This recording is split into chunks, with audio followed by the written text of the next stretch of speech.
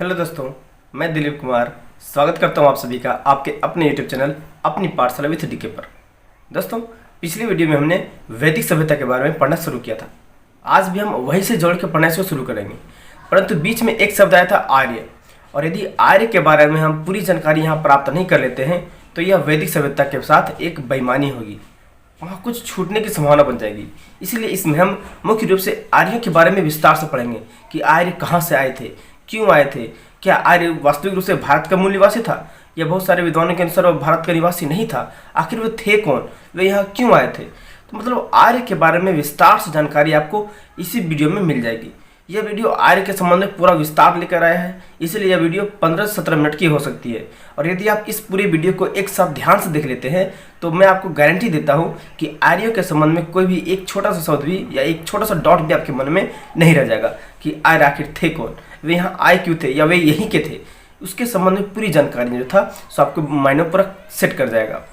तो जैसे कि आप लोगों को पता होगा कि आर्य के बारे में बहुत सारे विद्वानों के बीच मतभेद है कि आर्य वास्तविक रूप से थे कौन, और इन्हीं मतभेदों को दूर करने के लिए आर्यों के आगमन के संबंध में कई सिद्धांत दिए गए हैं। जैसे आर्यन इन्वेजन थ्योरी, ठीक है, पहला सिद्धांत था। फिर दूसरा सिद्धांत है सप्त सिंधु सिद्धांत। सप्त सिंधु अर्थात 7 नदियों का समूह, जिसमें सिंधु नदी प्रमुख था। उसके बाद रावी, झेलम, ये सारी नदियाँ आती है जो जम्मू कश्मीर और पाकिस्तान के बीच बहती है। ये हो गया सप्त सिंधु सिद्धांत। फिर उत्तरी ध्रुवीय सिद्धांत, उत्तरी ध्रुवीय सिद्धांत जो बाल गंगाधर तिलक द्वारा दिया गया था, आगे हम विस्तार से पढ़ेंगे इस वीडियो में। फिर है तिब्बत का सिद्धांत जो स्वामी दयानंद सरस्वती द्वारा दिया गया था। फिर इसी तरह से ऑस्ट्रिया हंगरी सिद्धांत, मध्य एशिया का सिद्धांत जो मैक्स मुलर द्वारा दिया गया था। तो ऐसे कई सारे सिद्धांत हैं, और इन्हीं सारे सिद्धांतों का विश्लेषण करने से हम जानेंगे कि आर्य आखिर वास्तविक रूप से थे कौन। तो आर्य अर्थात हिंदू, और हिंदू के बारे में हम पूरी जानकारी शुरुआत से लेकर के आर्यों के संबंध में सारी जानकारी इस वीडियो में देखेंगे। तो बने रहिए आगे आप बस 15 से 17 मिनट तक, ताकि आपको आर्यों के संबंध में सारा डाउट क्लियर हो जाए। तो चलिए शुरू करते हैं। सबसे पहले हम यह जान लेते हैं कि आर्य शब्द का अर्थ क्या होता है। तो आर्य शब्द का अर्थ होता है आदर्श, श्रेष्ठ, अच्छे हृदय वाला, आस्तिक अर्थात ईश्वर पर विश्वास रखने वाला, या तो अच्छे गुणों वाला। मतलब आर्य शब्द ही है श्रेष्ठता का प्रतीक।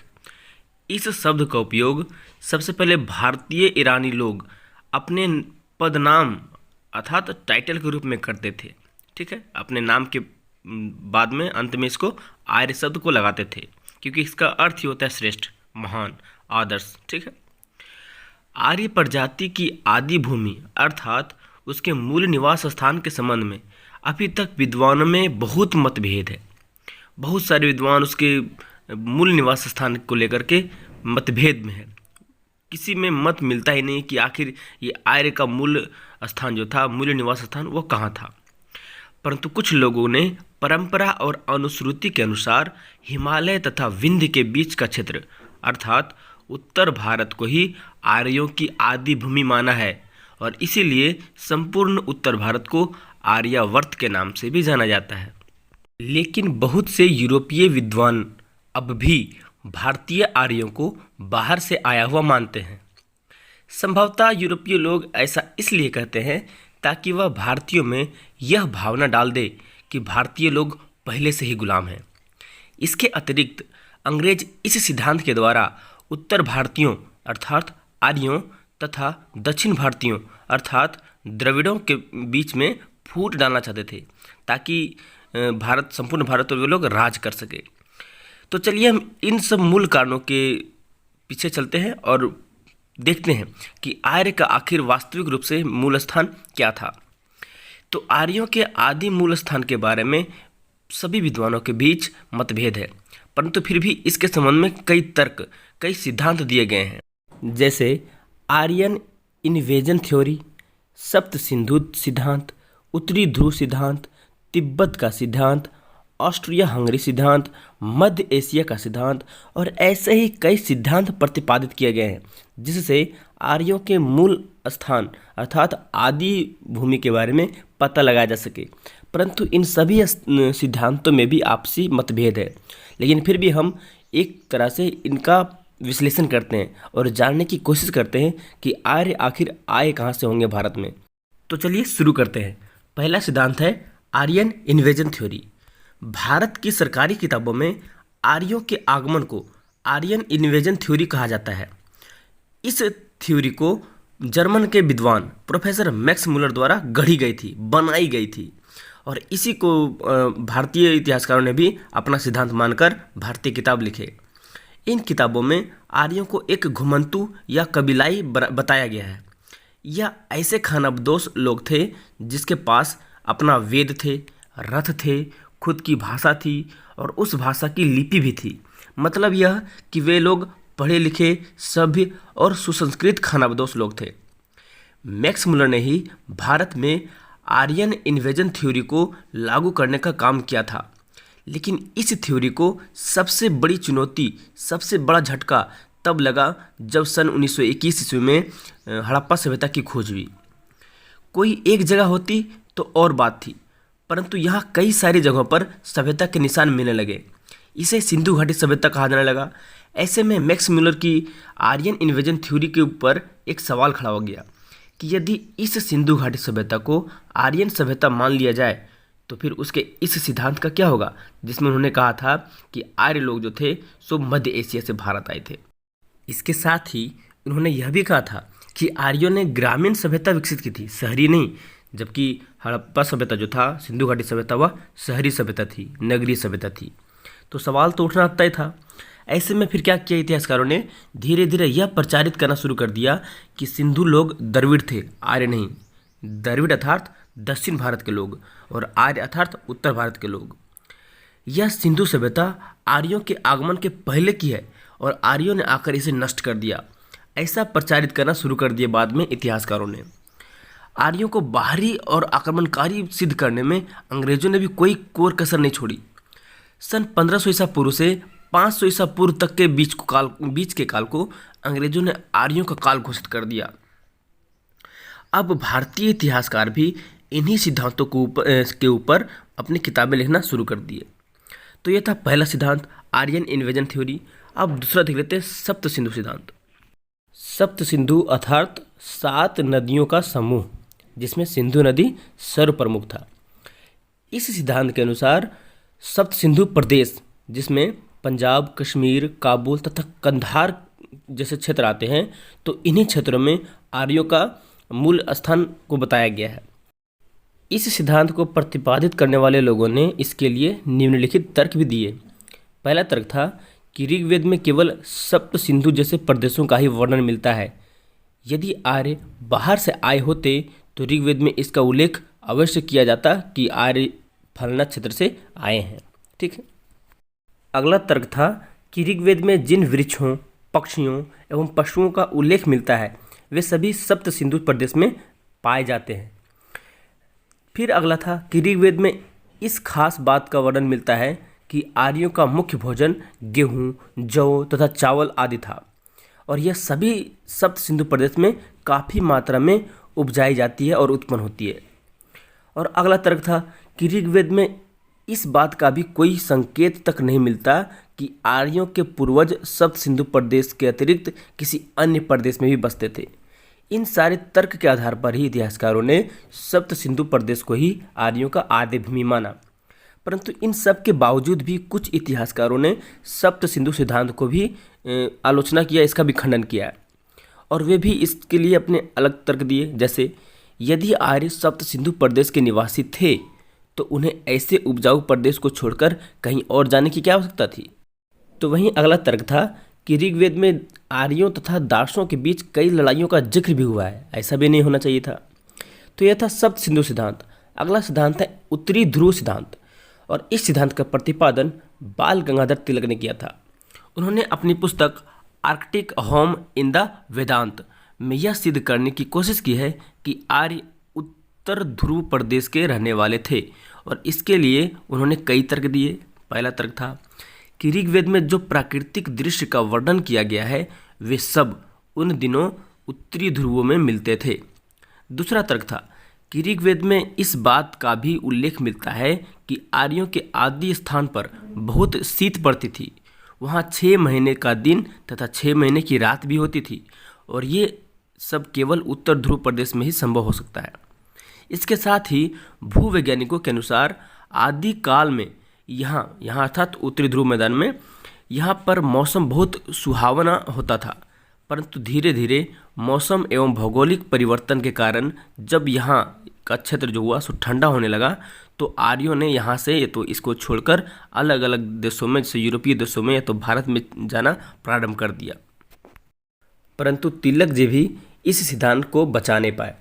कुछ इतिहासकारों ने भी उनका भी आलोचना किया है, क्योंकि उनका मानना था कि ऋग्वेद में कहीं भी उत्तरी ध्रुव प्रदेश तथा आर्यों का बाहर से भारत में आकर बसने का संकेत नहीं मिलता है।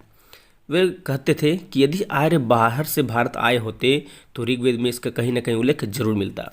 तो उनका यह सिद्धांत भी फेल। तो अगला सिद्धांत आता है तिब्बत का सिद्धांत। तो आर्य समाज के संस्थापक स्वामी दयानंद सरस्वती ने ही इस सिद्धांत का प्रतिपादन किया था। उन्होंने अपनी पुस्तक सत्यार्थ प्रकाश में आर्यों का मूल निवास स्थान तिब्बत को बताया था।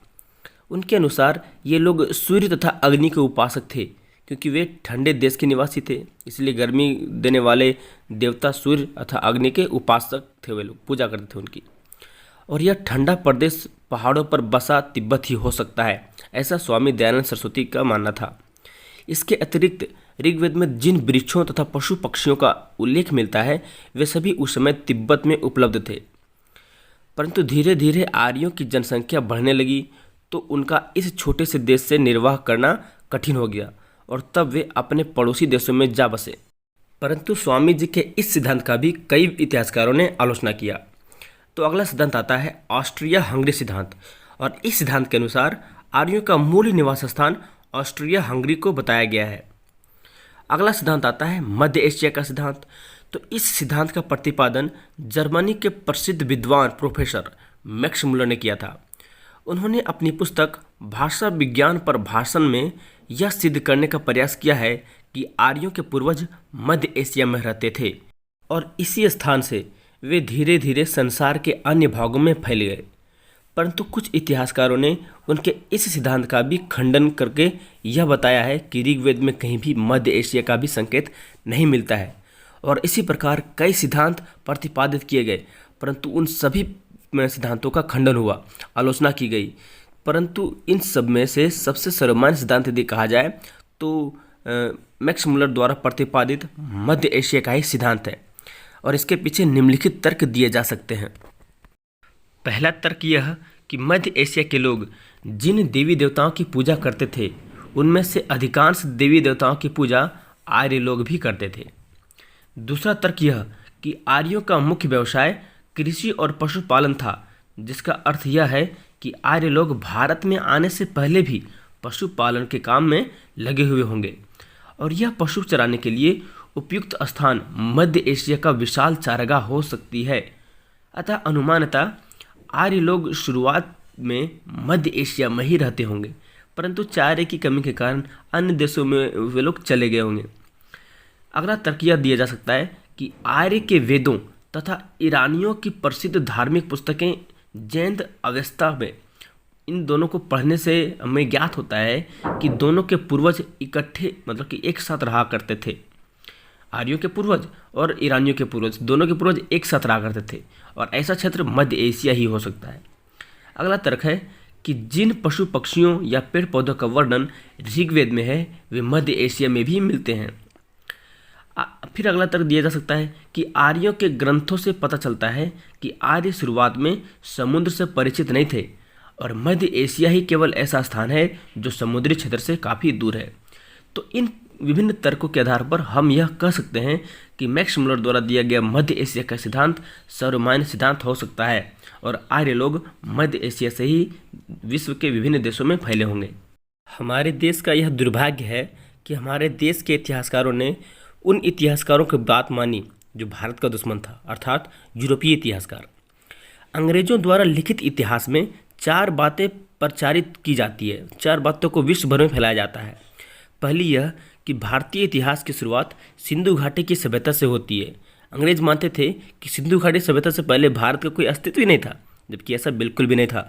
भारत बहुत पुराना देश है और सबसे पहले सभ्यता का विकास भारत में हुआ था, परंतु अंग्रेजों ने इस बात को छिपा लिया। दूसरी यह कि सिंधु घाटी के लोग द्रविड़ नहीं जबकि आर्य थे, यह अंग्रेज कहते थे। तीसरी यह कि आर्यों ने बाहर से आकर सिंधु सभ्यता को नष्ट करके अपना राज्य स्थापित किया था। परंतु यह बात भी अंग्रेजों की बिल्कुल गलत थी, क्योंकि सिंधु घाटी सभ्यता की खुदाई से कोई भी ऐसा प्रमाण नहीं मिला है जिससे यह साबित हो सके कि इसके पतन का कारण आर्य थे।